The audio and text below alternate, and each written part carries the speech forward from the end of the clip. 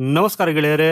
ದಶಕಗಳ ಕಾಲ ಜಗತ್ತಿನ ರಕ್ಷಣಾ ವಲಯವನ್ನು ತನ್ನ ಮುಷ್ಟಿಯಲ್ಲಿಟ್ಟುಕೊಂಡಿದ್ದ ಅಮೆರಿಕಾಗೆ ಈಗ ನಡುಕ ಶುರುವಾಗಿದೆ. ಯಾವ ಅಮೆರಿಕ ಭಾರತದ ರಕ್ಷಣಾ ಅಭಿವೃದ್ಧಿಯನ್ನು ತಡೆಯುವುದಕ್ಕಾಗಿ ತನ್ನ ಷರತ್ತುಗಳಿಗೆ ತಕ್ಕಂತೆ ಕುಣಿಸಲು ಯತ್ನಿಸುತ್ತಿತ್ತೋ, ಇವತ್ತಿಗೆ ಅದೇ ಅಮೆರಿಕದ ಪ್ರಾಬಲ್ಯಕ್ಕೆ ದೊಡ್ಡ ಸವಾಲಾಗಿ ಇಸ್ರೇಲ್ ಮತ್ತು ಫ್ರಾನ್ಸ್ ದೇಶಗಳು ನೇರವಾಗಿ ಭಾರತದ ಬೆನ್ನಿಗೆ ನಿಂತಿವೆ. 40 ವರ್ಷಗಳ ಹಿಂದೆ ಇಸ್ರೇಲ್ನ ಅತ್ಯಂತ ಅಪಾಯಕಾರಿ ಫೈಟರ್ ಜೆಟ್ ಕನಸನ್ನು ಈ ಅಮೆರಿಕ ನಿರ್ದಾಕ್ಷಿಣ್ಯವಾಗಿ ಹೊಸಕಿ ಹಾಕಿತ್ತು. ಆದರೆ ಇವತ್ತಿಗೆ ಕಾಲ ಬದಲಾಗಿದೆ. ಇಸ್ರೇಲ್ ತನ್ನ ಹಳೆಯ ಸೇಡನ್ನು ತೀರಿಸಿಕೊಳ್ಳುವುದಕ್ಕಾಗಿ ಭಾರತದ ಎಂಕಾ ಯೋಜನೆಯ ಜೊತೆ ಕೈ ಜೋಡಿಸ್ತಾ ಇದೆ. ಫ್ರಾನ್ಸ್ನ ಶಕ್ತಿಶಾಲಿ ಎಂಜಿನ್, ಇಸ್ರೇಲ್ನ ಹೈಟೆಕ್ ರೆಡಾರ್ ಮತ್ತು ಭಾರತದ ಅತ್ಯಾಧುನಿಕ ಏರೋಡೈನಾಮಿಕ್ಸ್ ಡಿಸೈನ್, ಈ ಮೂರು ಶಕ್ತಿಗಳು ಒಂದಾಗಿ ಆಕಾಶದಲ್ಲಿ ಚೀನಾದ J-20 ಸ್ಟೆಲ್ತ್ ಫೈಟರ್ ಜೆಟ್ ಅನ್ನ ಭೇಟಿಯಾಡುವುದಕ್ಕಾಗಿ ಸಿದ್ಧವಾಗ್ತಾ ಇವೆ. ಹಾಗಾದ್ರೆ ಭಾರತದ 15,000 ಕೋಟಿ ರೂಪಾಯಿಗಳ ಎಂಕಾ ಪ್ರಾಜೆಕ್ಟ್ ಹಿಂದೆ ನಡೆಯುತ್ತಿರುವ ಆ ಡಾರ್ಕ್ ಸೀಕ್ರೆಟ್ ಒಪ್ಪಂದವೇನು? ಇದರಿಂದ ಈ ಪಾಕಿಸ್ತಾನ ಮತ್ತು ಚೀನಾ ಯಾಕೆ ಬೆಚ್ಚಿ ಬಿದ್ದಿವೆ? ಸೊ ಬನ್ನಿ ಗೆಳೆಯರೆ, ಇವತ್ತಿನ ಈ ವಿಡಿಯೋದಲ್ಲಿ ಭೌಗೋಳಿಕ ರಾಜಕೀಯದ ಬೃಹತ್ ಭೂಕಂಪದ ಬಗ್ಗೆ ಆಳವಾಗಿ ತಿಳಿದುಕೊಳ್ಳೋಣ. ಅದಕ್ಕಾಗಿ ಇಂಟ್ರೆಸ್ಟಿಂಗ್ ವಿಡಿಯೋನ ದಯವಿಟ್ಟು ಕೊನೆವರೆಗೂ ನೋಡಿ. ಹಾಗೂ ಭಾರತ ಮತ್ತು ಇಸ್ರೇಲ್ನ ಈ ಸ್ನೇಹಕ್ಕಾಗಿ ವಿಡಿಯೋನ ಲೈಕ್ ಮಾಡುತ್ತಾ ಕಮೆಂಟ್ ಅಲ್ಲಿ ಜೈ ಹಿಂದ್ ಅಂತ ಬರೆಯುವುದನ್ನ ಮರೆಯದಿರಿ. ಗೆಳೆಯರೆ, ಜಾಗತಿಕ ರಕ್ಷಣಾ ಇತಿಹಾಸದ ಪುಟಗಳನ್ನ ತಿರುವಿ ನೋಡಿದ್ರೆ ಅಮೆರಿಕದ ದ್ವಂದ್ವ ನೀತಿ ನಮಗೆ ಸ್ಪಷ್ಟವಾಗಿ ಗೋಚರಿಸುತ್ತದೆ. 1987ರಲ್ಲಿ ಇಸ್ರೇಲ್ ಲಾವಿ ಅನ್ನೋ ಅತ್ಯಾಧುನಿಕ ಫೈಟರ್ ಜೆಟ್ ನಿರ್ಮಿಸುವ ಮಹತ್ವಾಕಾಂಕ್ಷಿ ಯೋಜನೆಯನ್ನು ಕೈಗೆತ್ತಿಕೊಂಡಿತ್ತು. ಆ ಸಮಯದಲ್ಲಿ ಲಾವಿ ಜೆಟ್ ತಂತ್ರಜ್ಞಾನದಲ್ಲಿ ಅಮೆರಿಕದ F-16 ವಿಮಾನಗಳಿಗೆ ನೇರ ಪೈಪೋಟಿ ನೀಡುವ ಮಟ್ಟಿಗೆ ಬೆಳೆಯುತ್ತಿತ್ತು. ಜಾಗತಿಕ ಮಾರುಕಟ್ಟೆಯಲ್ಲಿ ತನ್ನ ಫೈಟರ್ ಜೆಟ್ಗಳ ಮಾರಾಟಕ್ಕೆ ಧಕ್ಕೆ ಆಗ್ತದೆ ಅನ್ನೋ ಭಯದಿಂದ ಈ ಅಮೆರಿಕದ ಏರೋಸ್ಪೇಸ್ ಲಾಬಿ ಇಸ್ರೇಲ್ ಮೇಲೆ ತೀವ್ರ ಒತ್ತಡವನ್ನ ಹೇರಿತು. ಫಂಡಿಂಗ್ ನಿಲ್ಲಿಸುವ ಬೆದರಿಕೆ ಒಡ್ಡಿ ಕೊನೆಗೆ ಲಾವಿ ಪ್ರಾಜೆಕ್ಟ್ ಅನ್ನು ಶಾಶ್ವತವಾಗಿ ಮುಚ್ಚುವಂತೆ ಮಾಡಿತ್ತು. ಸೊ ಅಂದಿನಿಂದ ಇಸ್ರೇಲ್ ವಾಯುಪಡೆ ಸಂಪೂರ್ಣವಾಗಿ ಅಮೆರಿಕದ ಜೆಟ್ಗಳ ಅಂದ್ರೆ F-15, F-16, F-35 ಮೇಲೆಯೇ ಅವಲಂಬಿತವಾಗಿದೆ. ಇದಕ್ಕಾಗಿ ಇಸ್ರೇಲ್ಗೆ ಪ್ರತಿ ವರ್ಷ $3.8 ಬಿಲಿಯನ್ ಮಿಲಿಟರಿ ಸಹಾಯವನ್ನ ಅಮೆರಿಕ ನೀಡ್ತಾ ಬಂದಿದೆ. ಆದರೆ ಈಗ ಇಸ್ರೇಲ್ ಪ್ರಧಾನಿ ಬೆಂಜಮಿನ್ ನೆತನ್ಯಾಹು ಒಂದು ಐತಿಹಾಸಿಕ ಹಾಗೂ ಕಠಿಣ ನಿರ್ಧಾರವನ್ನ ತೆಗೆದುಕೊಂಡಿದ್ದಾರೆ.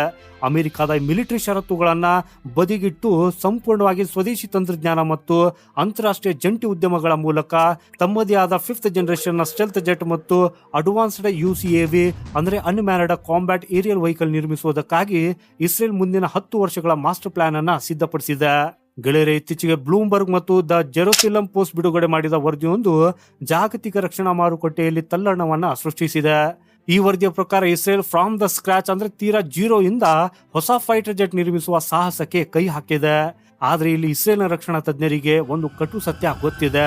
ಅವರ ಬಳಿ ಅತ್ಯುನ್ನತ ತಂತ್ರಜ್ಞಾನವಿದೆ, ಆದರೆ ಸಂಪೂರ್ಣ ವಿಮಾನವನ್ನ ಬೃಹತ್ ಪ್ರಮಾಣದಲ್ಲಿ ಉತ್ಪಾದಿಸುವ ಮೂಲ ಸೌಕರ್ಯವಿಲ್ಲ. ಅವರ ಸಂಶೋಧನಾ ವಿಭಾಗ ಅಂದ್ರೆ R&D ಎಷ್ಟೇ ಬಲಿಷ್ಠವಾಗಿದ್ರೂ ಏರೋಸ್ಪೇಸ್ ಇಂಜಿನಿಯರಿಂಗ್ ತಂಡ ಮತ್ತು ವಿಮಾನಗಳ ಉತ್ಪಾದನಾ ಸಾಮರ್ಥ್ಯದ ಕೊರತೆ ಇಸ್ರೇಲ್ ಅನ್ನ ಕಾಡ್ತಾ ಇದೆ. ಹಾಗೂ ಸರಿಯಾಗಿ ಇದೇ ಹಂತದಲ್ಲಿ ಭವಿಷ್ಯದ ರಕ್ಷಣಾ ದೈತ್ಯವಾಗಿ ಭಾರತದ ಎಂಟ್ರಿ ಆಗ್ತದೆ. ಗೆಳೆಯರೆ, ಭಾರತವು ಪ್ರಸ್ತುತ ತನ್ನದೇ ಆದ 5th ಜನರೇಷನ್ ಅತ್ಯಾಧುನಿಕ ಫೈಟರ್ ಜೆಟ್ ಎಂಕಾ ನಿರ್ಮಾಣದ ಬರೋಬ್ಬರಿ 15,000 ಕೋಟಿ ರೂಪಾಯಿಗಳ ಯೋಜನೆಯಲ್ಲಿ ಹಗಲಿರುಳು ಕಾರ್ಯನಿರತವಾಗಿದೆ. ಹಾಗೂ ಇಲ್ಲಿ ಗಮನಿಸಿ, ಇಸ್ರೇಲ್ನ ಕೊರತೆಗಳು ಭಾರತದ ಬಲವಾಗಿವೆ ಹಾಗೂ ಭಾರತದ ಕೆಲವು ತಾಂತ್ರಿಕ ಸವಾಲುಗಳನ್ನು ಇಸ್ರೇಲ್ ಸುಲಭವಾಗಿ ನೀಗಿಸಬಲ್ಲದು. ಗೆಳೆಯರೆ, ಇಸ್ರೇಲ್ನ ರಕ್ಷಣಾ ದಿಗ್ಗಜ ಕಂಪನಿಗಳಾದ Rafael advanced defence system, elevate system ಮತ್ತು IA electronic warfare EW, AESA radar ಮತ್ತು ಸೆನ್ಸಾರ್ ತಂತ್ರಜ್ಞಾನ ನಿರ್ಮಾಣದಲ್ಲಿ ಇಡೀ ಜಗತ್ತಿನಲ್ಲೇ ಟಾಪ್ ಅನಿಸಿಕೊಂಡಿವೆ. ಅಮೆರಿಕದ F-35 ನಂತಹ ಘಟಾನುಘಟಿ ವಿಮಾನದಲ್ಲೂ ಕೂಡ ಇಸ್ರೇಲ್ ತನ್ನದೇ ಆದ ಕಸ್ಟಮೈಸ್ಡ್ ಸಿಸ್ಟಮ್ಗಳನ್ನು ಅಳವಡಿಸಿ ತನ್ನ ಶಕ್ತಿಯನ್ನ ಜಗತ್ತಿಗೆ ಸಾರಿದೆ. ಸೊ ಈ ಕಡೆ ಭಾರತದಲ್ಲಿ ಹಿಂದೂಸ್ತಾನ್ ಏರೋನಾಟಿಕ್ಸ್ ಲಿಮಿಟೆಡ್ HAL ನಂತಹ ಬೃಹತ್ ಉತ್ಪಾದನಾ ಮೂಲ ಸೌಕರ್ಯವಿದೆ. ಹಾಗೂ ನಮ್ಮ ವಾಯುಪಡೆಗೆ 100 ಆಧುನಿಕ ಸ್ಟೆಲ್ತ್ ವಿಮಾನಗಳ ದೊಡ್ಡ ಬೇಡಿಕೆ ಇದೆ. ಹಾಗೂ ಈ ಪ್ರಮಾಣದ ಸ್ಕೇಲ್ ಅನ್ನು ಇಸ್ರೇಲ್ ತನ್ನ ಸಣ್ಣ ಸೇನೆಗೆ ತಾನೇ ಸೃಷ್ಟಿಸಿಕೊಳ್ಳುವುದಕ್ಕಾಗಿ ಅಸಾಧ್ಯ. ಗೆಳೆಯರೆ, ಒಂದು 5th ಜನರೇಷನ್ ಸ್ಟೆಲ್ತ್ ವಿಮಾನಕ್ಕೆ ಕೇವಲ ರೆಡಾರ್ ಮತ್ತು ಬಾಡಿ ಡಿಸೈನ್ ಇದ್ರೆ ಅಷ್ಟೇ ಸಾಲದು. ಅದಕ್ಕೆ ಅತ್ಯಂತ ಶಕ್ತಿಶಾಲಿ ಹೃದಯ ಅಂದ್ರೆ ಪ್ರಬಲವಾದ ಎಂಜಿನ್ ಬೇಕು.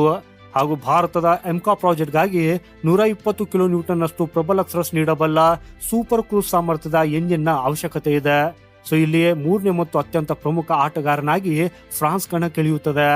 ಈ ಫ್ರಾನ್ಸ್ನ ಸಫ್ರಾನ್ ಗ್ರೂಪ್ ಮತ್ತು ಭಾರತದ DRDO ಅಧೀನದಲ್ಲಿರುವ GTRE ನಡುವೆ ಐತಿಹಾಸಿಕ ಜಂಟಿ ಒಪ್ಪಂದದ ಮಾತುಕತೆಗಳು ಅಂತಿಮ ಹಂತದಲ್ಲಿವೆ.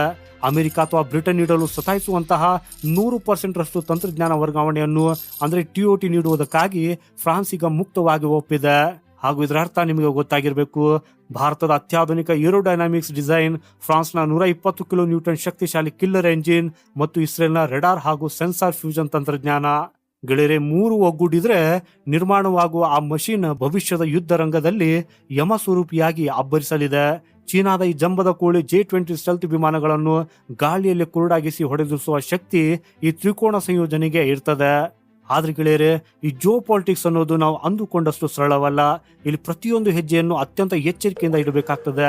ಭಾರತ ಇಸ್ರೇಲ್ ಜೊತೆ ನೇರ ಮತ್ತು ಸಂಪೂರ್ಣ ವಿಮಾನ ಅಭಿವೃದ್ಧಿ ಪಾಲುದಾರಿಕೆಗೆ ಮುಂದಾದ್ರೆ ಒಂದು ದೊಡ್ಡ ಅಪಾಯ ಕಾದಿದೆ. ಯಾಕಂದ್ರೆ ಇಸ್ರೇಲ್ನ ಹಲವು ತಂತ್ರಜ್ಞಾನಗಳಲ್ಲಿ ಅಮೆರಿಕದ ಬಿಡಿ ಭಾಗಗಳು ಅಥವಾ ತಂತ್ರಜ್ಞಾನದ ಪ್ರಭಾವ ಇರ್ತದೆ.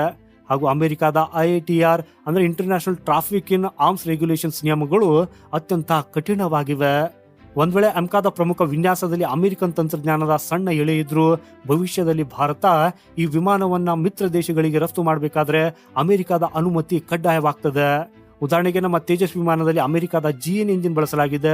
ಸೊ ಇದರಿಂದ ತೇಜಸ್ ವಿಮಾನವನ್ನು ನಾವು ಬೇರೆ ದೇಶಗಳಿಗೆ ಸುಲಭವಾಗಿ ಮಾರಾಟ ಮಾಡುವುದಕ್ಕಾಗಿ ವಾಷಿಂಗ್ಟನ್ನ ಕಾನೂನುಗಳು ಅಡ್ಡಿಯಾಗ್ತಾ ಇವೆ.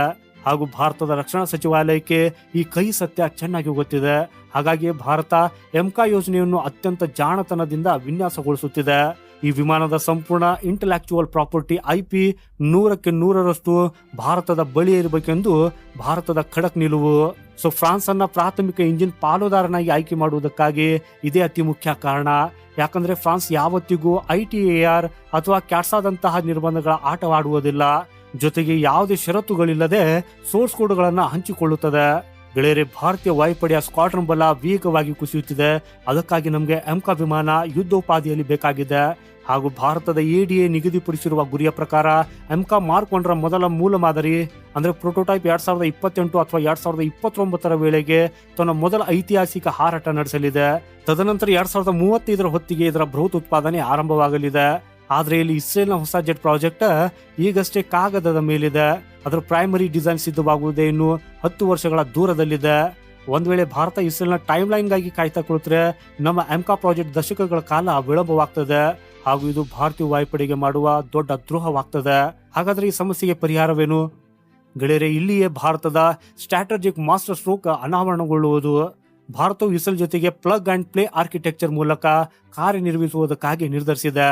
ಅಂದ್ರೆ ಇಡೀ ವಿಮಾನವನ್ನ ಒಟ್ಟಾಗಿ ನಿರ್ಮಿಸುವ ಬದಲು ಇಸ್ರೇಲ್ನ ರಕ್ಷಣಾ ಸಂಸ್ಥೆಗಳನ್ನು ಕೇವಲ ಸಬ್ ಸಿಸ್ಟಮ್ ಪೂರೈಕೆದಾರರಾಗಿ ಮಾತ್ರ ಭಾರತ ಬಳಸಿಕೊಳ್ಳುತ್ತದೆ.